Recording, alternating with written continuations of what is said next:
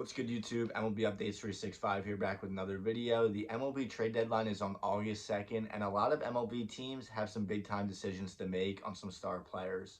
Whether they're free agents after this season, next season, or even in a few years, a lot of teams got to figure out if they get the right trade package, will they move their star player? So with that, here's 7 MLB players I think should be traded by their respective teams at this year's MLB trade deadline.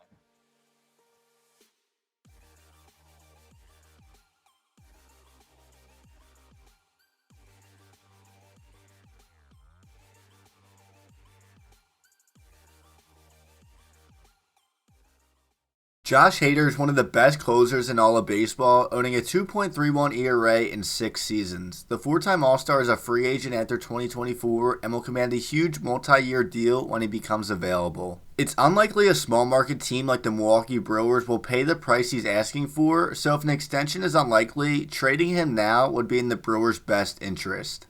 The reliever market available at this year's trade deadline is very thin, and the Brewers could get a huge haul in return for him, and they already had their closer of the future in Devin Williams if Hader is traded. The Los Angeles Angels have been a complete letdown this season and are 12-33 since May 25th and now sit 13 games under 500 and 8 games back of the third and final AL wildcard spot. Even with guys like Mike Trout and Shohei Ohtani on their team, the Angels just haven't been able to compete, and a complete fire sale could take place at this year's trade deadline.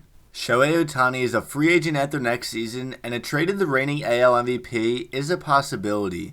He currently has an 843 OPS as a hitter and a 2.38 ERA as a pitcher, and if the team wanted to make a huge midseason splash, imagine acquiring Shohei Ohtani.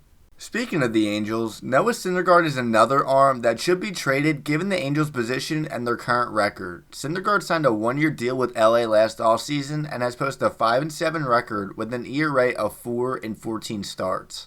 With the Angels out of playoff contention and the possibility of losing him this offseason, Syndergaard could be an attractive name to teams in dire need of starting pitching. Sticking in the AL West, catcher Sean Murphy is 28 years old, entering his first year of arbitration this offseason, and isn't a free agent until 2026.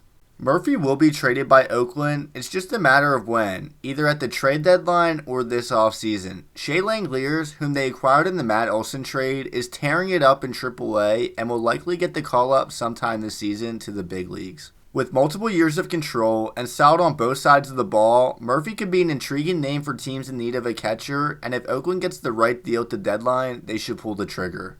Joey Gallo was a big-time acquisition by New York at last year's trade deadline, but it just hasn't worked out. In 7 seasons with Texas, Gallo slashed .211, .336, .497, and in 131 games with the Yankees, he is hitting .162 with 23 home runs and has an OPS of .662.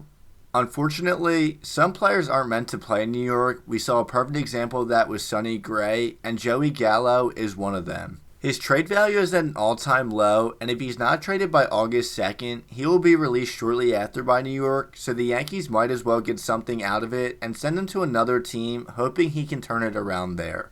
The Chicago Cubs will most likely trade All-Star Wilson Contreras at the deadline, so they might as well trade Ian Happ, whose value is really high right now. Happ is in the midst of a very nice season, slashing .289, .373, .456 with 9 home runs. He's a switch hitter with power, has the ability to play multiple positions, and under team control for this season and next year, so the Cubs should cash in at the deadline. Last but not least, the Kansas City Royals have held on to Whit Merrifield for years despite serious interest from other clubs in the utility man. Merrifield was a big name last year at the deadline after being named an All-Star in the first half, but the Royals ended up keeping him. He hit .277 last year and led the league in stolen bases and doubles, but in 2022 is posting career worst in average, on base, and slugging percentage. Now 33 years old, the Royals will not get the return they would have received last year or in years prior, but since he has the ability to play multiple positions, has speed, and can hit for contact, he's still an attractive piece for contending teams.